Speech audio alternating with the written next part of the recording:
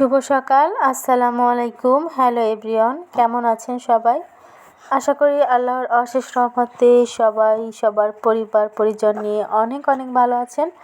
কাছে দূরে যে যেখান থেকে বসে আমার ভিডিওটি দেখছেন সবাইকে জানাই আমার চ্যানেলে অনেক অনেক স্বাগতম। তো শুরু করছি একটি ডেইলি লাইফস্টাইল ব্লগ।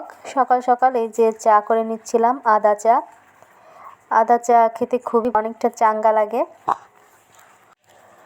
আর এখানে ছিল হচ্ছে কয়েকটা লটকনগুলো একটু বেশি পেকে গিয়েছে, বেশ কয়েকদিনের বাড়ি থেকে হচ্ছে বাবুর জন্য দিয়েছিল, তো বাবুকে হচ্ছে লটকনগুলো দিচ্ছিলাম ছিলে, আমি একটু খেয়ে নিচ্ছিলাম। তো এই লটকনগুলো খুব একটা বেশি ভালো ছিল না, একটু টক বেশি ছিল। তো টক মিষ্টি যেগুলো থাকে ওইগুলো খেতে বেশি ভালো লাগে। তো কে কে আছেন লটকন খেতে খুবই পছন্দ করেন? দেখা যায় সব এলাকায় কিন্তু এই লটকনটা পাওয়া যায় না। অনেক আপুরা আছে লটকন ফলটা চিনে না, তো এক এক এলাকায় হচ্ছে এগুলো বেশি ফলে। তো যাই হোক, সিজনাল ফল হিসেবে আমাদের এদিকে পাওয়া যায়। তবে আমাদের এইদিকে কিন্তু কোনো গাছে লটকন ধরতে আমি দেখি নাই, বাট বাজারে গেলে হচ্ছে এগুলো কিনতে পাওয়া যায় দোকানিদের কাছে।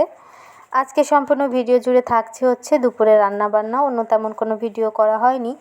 তো দুপুরে রান্নার জন্য আমি সব কিছু একদম কেটে কুটে নিলাম। আজকে রান্না হবে হচ্ছে আলু দিয়ে মুরগির মাংস, পটলের খোসা দিয়ে হচ্ছে ভর্তা করব, আর করব হচ্ছে পটল ভাজি। তো সব কিছু হচ্ছে একে একে আমি কেটে একদম গুছিয়ে নিলাম, সব কিছু ধুয়ে এখন চলে যাব রান্নায়। তো এই যে আমি পটলগুলো কেটে নিয়েছি। তো পটলগুলো হচ্ছে অনেকগুলো ছিল, তো চারটা হচ্ছে এক্সট্রা বেশি হয়ে যাবে দেখে আমি এই চারটার এমনিতেই রেখে দিলাম, অন্য কোনো সময় রান্না করব এই জন্য। সমস্ত মশলা কেটে নিয়েছি, মুরগির মাংসের জন্য যে মশলা লাগবে সেগুলো কেটে নিয়েছি, ভর্তার জন্য পেঁয়াজ মরিচ কেটে নিয়েছি, তারপর হচ্ছে পটল ভাজির জন্য কেটে নিয়েছি পেঁয়াজ মরিচ।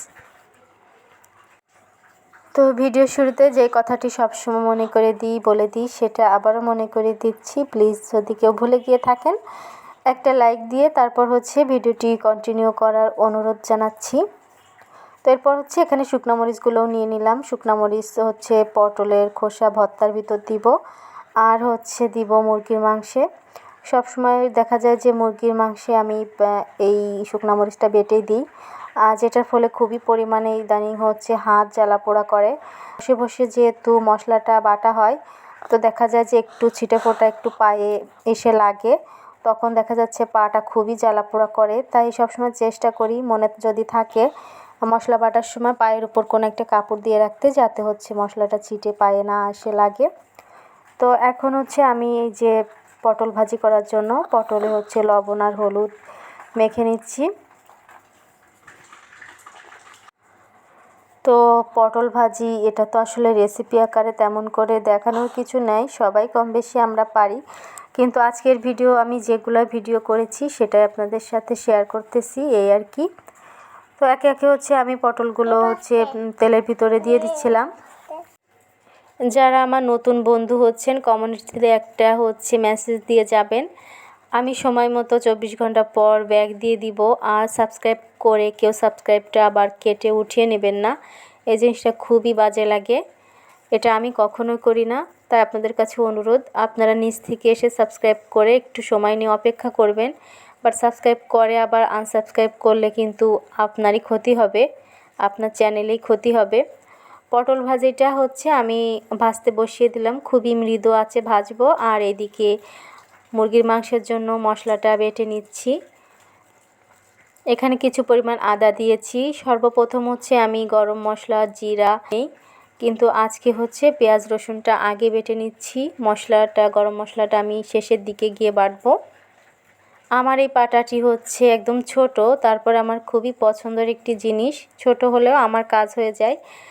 তো এই পাটাটা হচ্ছে সংসারের শুরুতেই হচ্ছে এখানে এসে আমি এটা কিনেছিলাম। তো খুবই ভালো এই পাটাটি, 2বার ধার করানো হয়েছে, আলহামদুলিল্লাহ আমার কাজ হয়ে যায়। ছোট্ট সংসারে ছোট্ট জিনিস আমার খুবই পছন্দ। তো এরপর হচ্ছে এই যে আমি গরম মশলাগুলো তারপর হচ্ছে শুকনা মরিচ সব কিছু আবার বেটে নিচ্ছি। তো এরপর হচ্ছে আমি মুরগির মাংসটাও রান্না করব।